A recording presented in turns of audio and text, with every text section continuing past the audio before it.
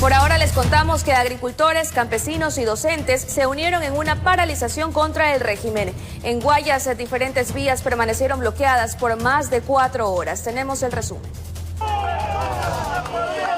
Ni bien amaneció y la vía San Borondón en Guayas fue bloqueada por un grupo de arroceros quienes colocaron camiones, tractores y sacas de arroz, exigiendo una política de precio justo de la gramínea y además la derogatoria de los decretos que incrementan el costo de los combustibles. Congelamiento del combustible tiene que ser ya. Y encima de eso, la focalización para los subsidios tiene que ser para los agricultores. Los precios mínimos de sustentación tienen que ser fijados con el acompañamiento de los agricultores, de los pequeños, no de la gran industria. Pese a la presencia de los uniformados, la protesta tomó mayor fuerza, impidiendo la circulación vehicular por la zona. La medida también se presentó en la vía Daule, en el ingreso al Cantón Nobol, donde los agricultores también alzaron su voz de protesta. Aquí se unieron grupos de docentes de la Unión Nacional de Educadores, estudiantes y padres de familia que piden la derogación de las reformas a la Ley Orgánica de Educación. Desde el aire se evidenció otros cierres de vías en 10 cantones de las provincias de Los Ríos y Guayas, en la vía que conduce a El Triunfo, en el Cantón Naranjal, en la vía Daule Santa Lucía, en la vía Balao en Guayas y en la vía Babahoyo Montalvo en la provincia de Los Ríos. En esta última, un grupo de agricultores bloqueó la carretera con racimos de verde. Los bananeros aseguran que el precio del producto sustentable, $1.50 y $2, no les permite cubrir los gastos de producción. Quienes intentaron circular por esta transitada vía de la provincia del Guayas tuvieron que esperar en sus automotores. Y existieron personas que tomaron otra opción, el caminar. E incluso se las ingeniaron para evadir los bloqueos. Ya al mediodía en el sector de San Borondón en Guayas, los arroceros llegaron a un acuerdo con los agentes de la policía, que era desbloquear la vía, pero ciertos manifestantes se opusieron, por lo que los gendarmes procedieron a usar gases lacrimógenos para despejarla. En todo caso, los dirigentes de estas organizaciones sociales aseguran que si no llegan a un acuerdo, volverán a las vías. Con cámaras de Martín Asensio y Javier García, informó Carlos Julio Gurumendi. Y a través de un comunicado, el Ministerio de Agricultura y Ganadería respondió a los campesinos y agricultores que protagonizaron una protesta este miércoles en la costa del país, exigiendo la derogatoria de los decretos que permiten el incremento de los combustibles. Entre las acciones que el gobierno nacional se compromete es en articular en esta lucha contra el contrabando y también auditorías en los procesos de producción. Luego de registrarse las concentraciones de inconformidad, el gobierno nacional, a través del Ministerio de Agricultura y Ganadería, prefirió referirse a ello mediante 2 documentos. En el primero destaca que con el sector arrocero mantiene mesas técnicas, que como parte de los avances está la suscripción de un convenio marco de cooperación interinstitucional, donde junto a los ministerios de Gobierno, Defensa, Aduana, SRI, ARSA y Agrocalidad se comprometen a combatir el contrabando de la gramínea desde los países vecinos. Mientras que en el comunicado oficial que habla del sector platanero, expone que se mantienen reuniones para analizar la problemática y que se buscan vías de solución. Una de estas sería el proyecto de auditoría y renovación del sistema de control bananero, que busca cumplir con las expectativas del gremio. Por su parte, el gobernador del Guayas, Vicente Tayano, mostró su incomodidad con la forma de protestar de los campesinos, agricultores y educadores. Porque hay miles de personas que no pueden transitar con sus productos por las carreteras. Lamentablemente no podemos permitir que se viole la ley y tendremos que en su momento aplicar la ley. No puede haber reactivación con este tipo de paralizaciones. Esto lo único que hace es atrasar mucho más el país. A su criterio, todo se puede resolver bajo el diálogo. Estamos conscientes de que el reclamo en determinados casos es justo y es necesario. Informó Maite Morán.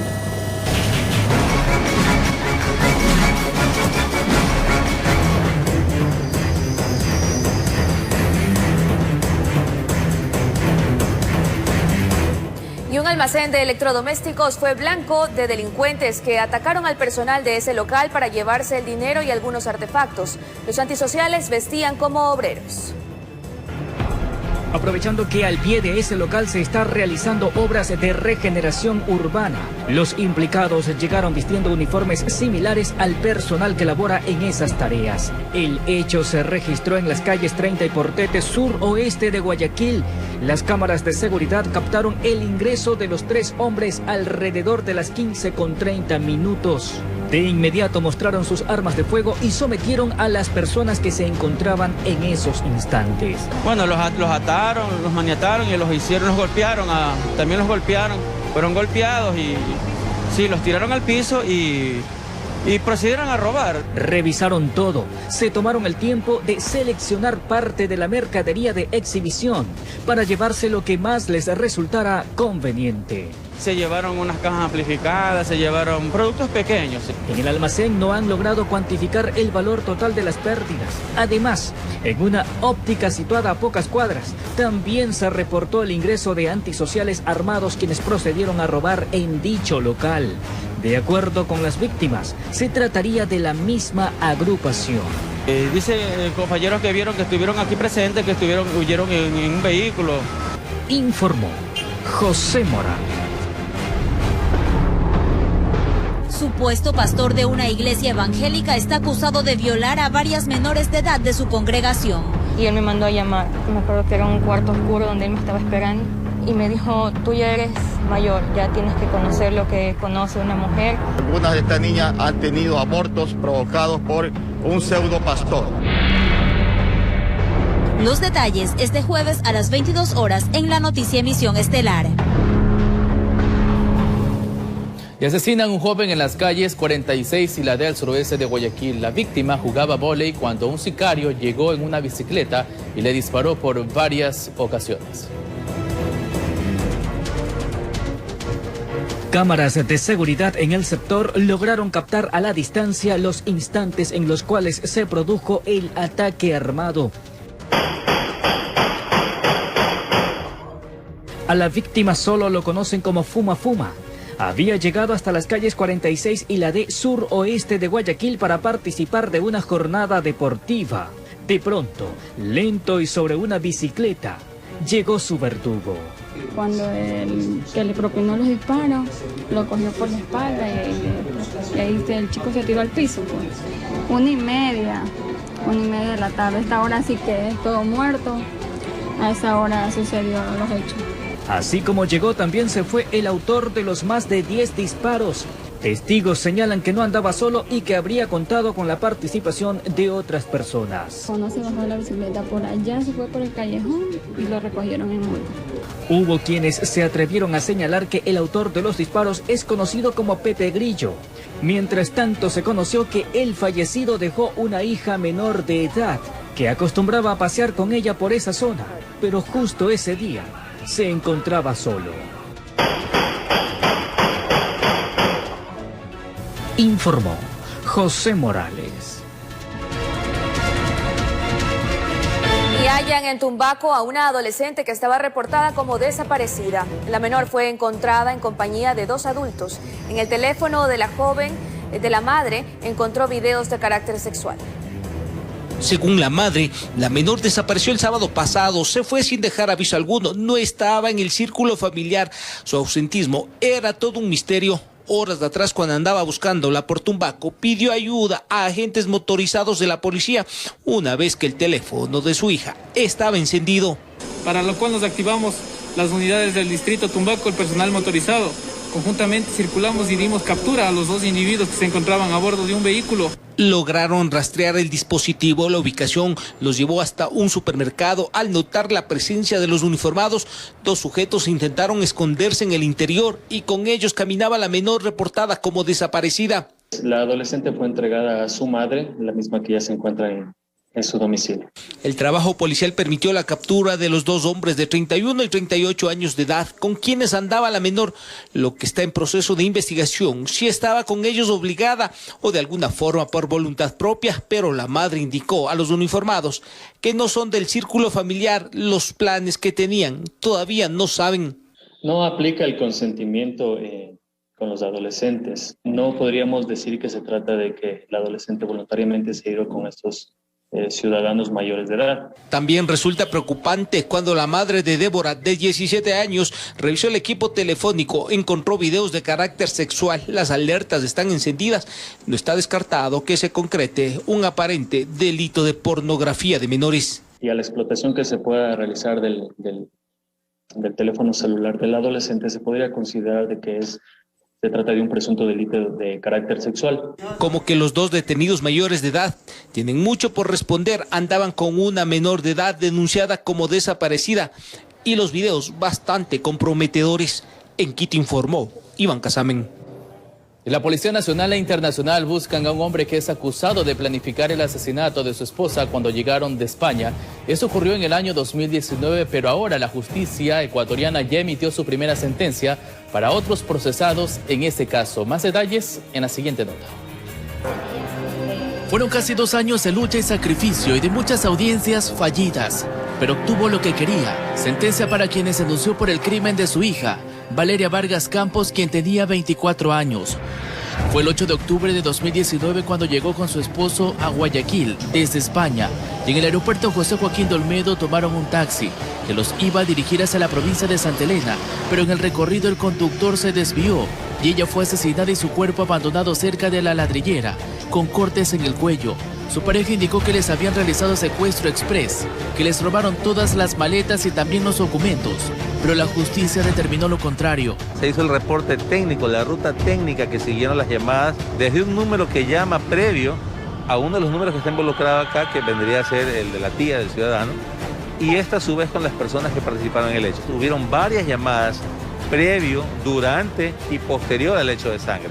Y así se comenzó a investigar al ecuatoriano Jean Paul Pisco Galarza, con quien estuvo casado 5 años. En el inicio de las indagaciones, él regresó a España, pero ella junto a la DINASEC descubrieron cómo se planificó la muerte de su hija. La angustia, la desesperación de una madre ayuda a que uno despierte cosas que uno nunca pensaba hacer, ponerse de investigador. Llevarle a la fiscal y explicarle cómo más o menos pienso yo que sucedieron las cosas. Y es aquí en la comuna Real Alto, cerca de Chanduy, en la provincia de Santa Elena, donde Valeria pretendía ya establecer su vida con su familia y terminar de construirle la casa a su progenitora. Ella asegura que levantaba las primeras sospechas desde antes del viaje de España. Me dijo, madre, yo no soy la que no te quiere decir, es Paul. Paul no quiere decir a nadie a qué horas vamos ni por qué aeropuerto llegamos. Le gira el teléfono y le dice, Paul, dile, mi mamá quiere saber por dónde vamos a llegar. Y dice ese momento, es una gran sorpresa que le tengo. Es una gran sorpresa que le tengo.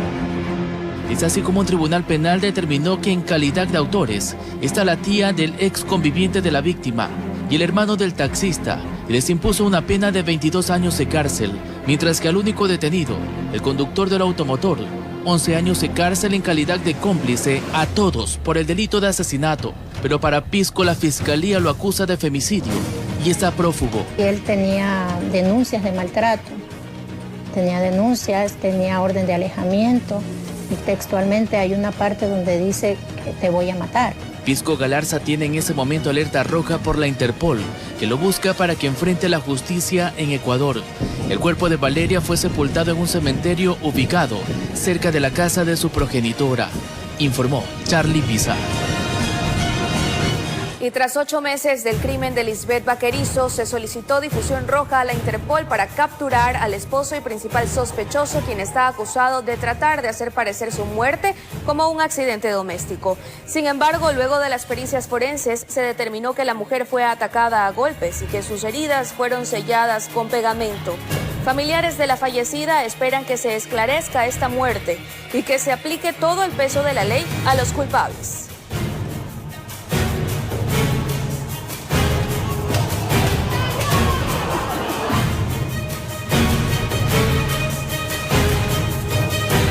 Asesinan a un empleado municipal encargado del área de frío de un mercado en el sur de Guayaquil en plena jornada de trabajo. Un sujeto armado ingresó a ese centro de abastos y le disparó. Era el instante cuando muchos estaban desesperados, otros querían ayudarle, pero lamentablemente se confirmaba que ya se le había apagado la vida. Se trató de una muerte violenta dentro del mercado Caraguay, ubicado en el sur de Guayaquil. Todo ocurrió aproximadamente a las 15 horas, cerca de los locales en que se expenden cangrejos. El sicario estaba en la esquina, él no estaba ahí, él estaba adentro. Y él como siempre se sienta, ahí y ahí coge el sicario viene y ahí lo coge y le dispara. 5 disparos le dio. Las cámaras del centro de abastos captaron el instante en que el sicario escapa de este lugar, con revólver en mano, casi cayéndose por los pasillos. De vuelta ya se rebala y sale soplado. ¿Y quién le va a seguir con armas? Nadie le va a seguir. Era un ciudadano muy conocido en ese mercado y era empleado municipal, quien cumplía labores en el área de frío, donde estaba sentado. Tenía aproximadamente 55 años y aún se desconocen las causas de este crimen. Ya presente los familiares, están ahí. Indicaron que él no tiene, y es verdad, no tiene antecedentes penales. Se le ha registrado en el sistema, que no ha tenido ningún problema con los ciudadanos aquí. Asimismo, la policía rechazó de forma enérgica y pidió a los comerciantes y también a los clientes que se unan cuando ocurren estos casos para así capturar a los antisociales. ¿Cómo le dejan escapar de la parte de acá adentro estando tanta gente aquí y no le pueden bloquear las puertas para que no salga? Donde existen todos los vecinos que deben unirse y apoyar para que esto no suceda. La unidad llegó al minuto que pasó el evento. Y como un hecho no antes visto en ese reconocido mercado, en el vehículo de medicina legal, personal de criminalística hizo levantamiento del cadáver en medio de las primeras diligencias investigativas, informó Charlie Pisa.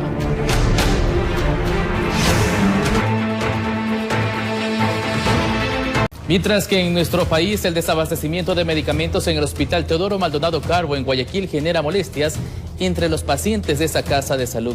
Julio César Saona conversó con usuarios y el gerente general del hospital nos amplía más detalles en la siguiente nota. ¿Qué es lo que le que no hay. No hay. ¿Cuánto viene gastando en esto? Casi $35. Que no hay medicinas en este hospital es una frase que se repite constantemente, no solo en esta persona, que apurada iba a dejar el medicamento que logró adquirir en farmacias particulares para su familiar ingresado en esta casa de salud. Sin embargo, la historia se repite en muchos que se encontraban en los exteriores del Teodoro Maldonado Carbo, del IES, en el sur de Guayaquil. También aquí uno se viene a hacer atender al seguro, es por gusto, porque no encuentra medicamentos ni nada, le dicen que no hay. Y no sé, en general cuando me ha tocado ir a consulta, yo voy e indico que, ¿sabe qué? Si no hay medicamento, pues denme la receta porque yo la compro afuera, no me queda de otra manera. Y llega a preocupar más, pues por otra parte hay personas que necesitan de atenciones especiales, cirugías urgentes, que por una u otra razón no pueden ser intervenidos. Hay algo importante que falta. Yo tenía que ser intervenido quirúrgicamente por una vesícula, cálculo de la vesícula. Ayer fue mi ingreso a las 3 de la tarde. El encargado de la parte del área de cirugía me indicó que no había anestesia, quedaba en stand-by la operación.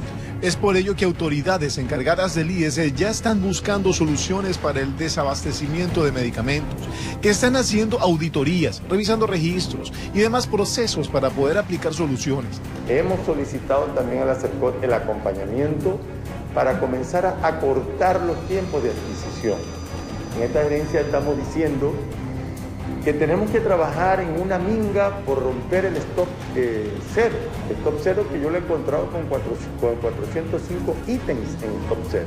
Que todos estos procesos llevan sus tiempos, lo quieren resolver en la brevedad posible. Con los problemas que nosotros tenemos, han demostrado 90 días. Esta administración quiere hacerlo en 45 días. Informó Julio César Saona. En ese sentido, el Ministerio de Salud anunció la declaratoria de emergencia sanitaria, la misma que durará 60 días. Esto como medida ante la grave crisis por la falta de medicamentos que enfrenta el país.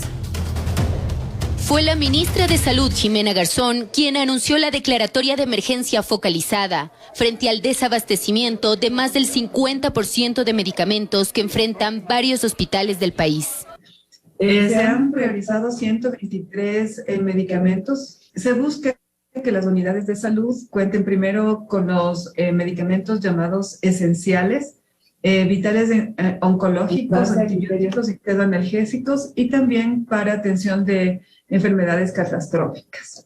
Se informó que el proceso de dotación durará 5 meses y abastecerá a 135 hospitales del Ecuador. Será de forma centralizada, es decir, las compras se harán aquí en planta central del Ministerio de Salud Pública. Hospitales que contemplan los de tercer nivel, segundo y primer nivel.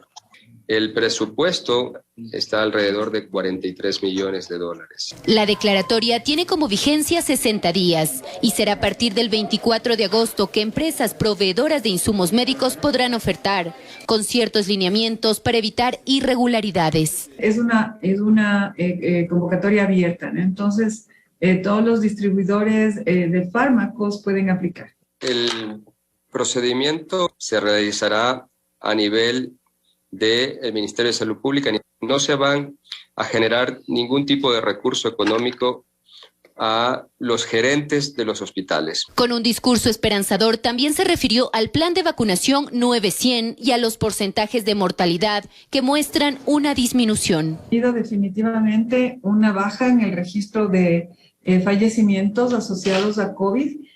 Como les habíamos enseñado en la curva de exceso de mortalidad la semana anterior, ha bajado completamente, es una caída en pendiente vertical. Informó Caterina Aguirre.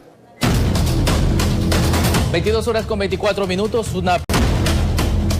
Y como lo anunciamos, amigos, cámaras de seguridad de una tienda en Quevedo, provincia de Los Ríos, captaron el violento intento de robo que sufrió una mujer. Un delincuente se hizo pasar como cliente para luego amedrentarla e intentar quitarle sus pertenencias. Por lo que se produce un forcejeo, pues la ciudadana se aferra a su cartera para evitar que el sujeto se la lleve. Finalmente, el delincuente no pudo contra la mujer y termina huyendo del sitio.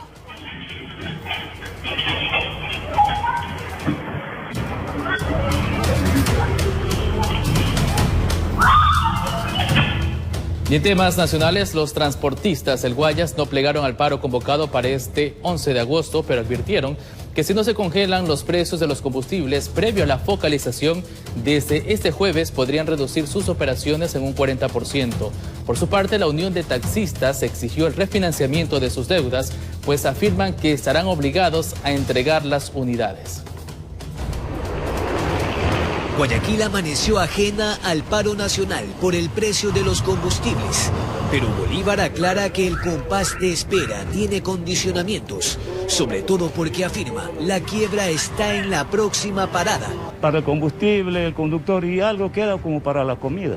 Por eso le digo, nosotros no podemos recoger dinero para pagar las deudas. Fue lo que dejó sentado la dirigencia este miércoles, que las mesas de diálogo ya cumplieron su tiempo y a ellos las cuentas pendientes no los esperan.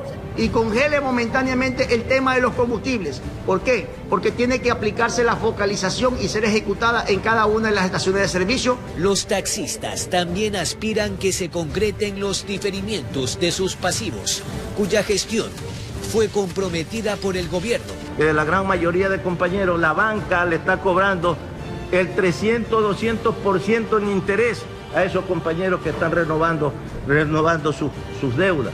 En Guayaquil circulan 2.600 buses, pero 300 están dañados y de ese saldo, el 10% no sale a trabajar por falta de liquidez. Que ejecutarse el incremento de combustible el próximo día jueves a las 0 horas 1 minuto, y ese parque automotor tendrá que restringirse entre un 40% a un 50% y aguantará esa operación entre 30 a 45 días. No tienen otra opción, precisan, entre la pandemia, sus deudas y el precio del diésel. Informó Jorge Escobar. Luego de que el Tribunal Contencioso Electoral ratificó a Santiago Guarderas como alcalde de Quito, la defensa de Jorge Yunda sostiene que con la sentencia del Tribunal de Pichincha se declaró nulidad en lo actuado en el proceso de remoción. Por otro lado, la Corte Constitucional informó que la denuncia de Guarderas pasará por una fase de sorteo y admisibilidad. El Tribunal Contencioso Electoral, mediante resolución, ratificó a Santiago Guarderas como alcalde de Quito. Según el documento, la absolución de la consulta que Jorge Yunda hizo al organismo sobre su proceso de remoción se encuentra ejecutoriada y afirma que no hay recursos pendientes.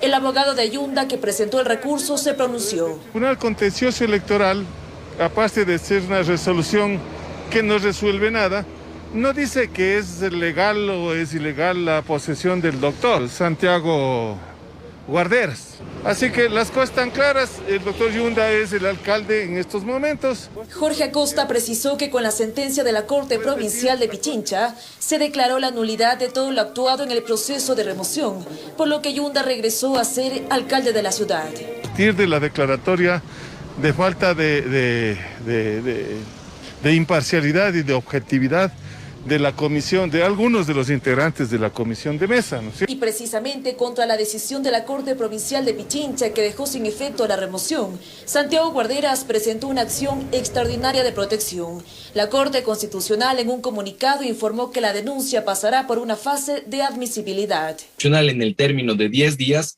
tendrá que calificar esta acción extraordinaria de protección y una vez que sea admitida, ya pasará a una siguiente fase en la cual la Corte, en el término de 30 días, deberá dictar una sentencia. Aquí se decidirá si el caso constituye una excepción para que sea analizado de forma prioritaria. Y las circunstancias que está viviendo la ciudad de Quito califican como aquellos hechos en los cuales la Corte Constitucional puede darle un trámite preferente. Es así que ahora las miradas están puestas en la Corte Constitucional, que podría zanjar la pugna legal por la alcaldía de Quito. Informó Priscila Cadena. Y Jorge Yunda no rindió su versión en la Fiscalía General del Estado dentro de una investigación previa por supuestos hechos de corrupción en contratos en la empresa metropolitana de agua potable.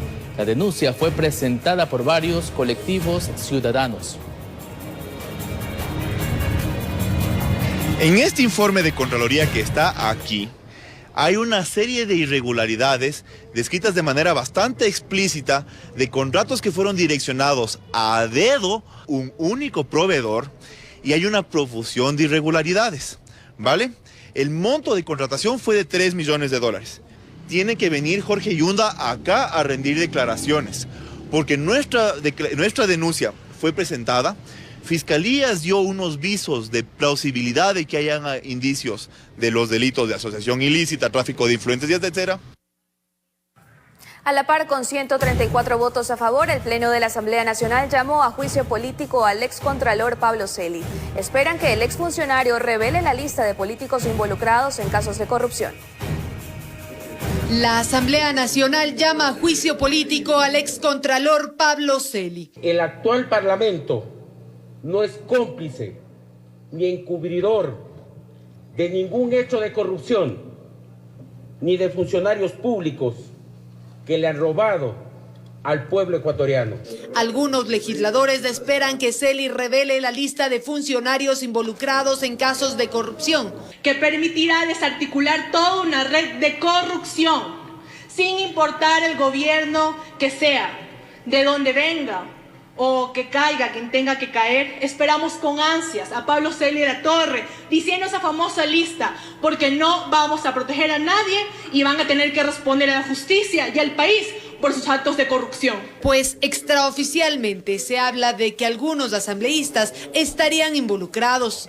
Durante las intervenciones, varios legisladores cuestionaron y criticaron el error de la Comisión de Fiscalización al no cumplir con un plazo para solicitar una prórroga del informe. Por supuesto que queremos juicio político, pero que aquí los ecuatorianos también sepan cómo se ha actuado en negligencia. Si es que existió en algún momento un descuido o quizás algún error al interior de la Comisión de Fiscalización, la ley da paso y salvó el camino para poder avanzar con este proceso. Con el juicio se busca censurar a Pablo Celi y que por 2 años no ocupe un cargo público. La presidenta de la Asamblea Nacional tendrá 5 días para dar trámite al juicio, informó Valeria Navarro. Visitamos 3 nuevos locales ubicados en el cantón Eloy Alfaro Durán en la provincia del Guayas, donde sus propietarios nos abrieron sus puertas para mostrarnos cómo se han fortalecido luego de la pandemia. Los invitamos a conocer esta nueva entrega en su segmento Reactivando la Economía, este jueves a las 22 horas. En nuestro país, en Guayaquil, los conductores que mantengan multas pendientes registradas hasta el 30 de abril podrán beneficiarse de la condonación del 50% de las contravenciones dispuesta por una ordenanza municipal. El director del Centro de Atención Ciudadana, Edgar Lupera, informó que la medida regirá solo por 6 meses. Las secuelas económicas del COVID también han abultado las deudas por multas de tránsito. Frente a ello, el municipio aprobó la condonación del 50% de los valores de manera exclusiva para contravenciones estipuladas por ordenanza.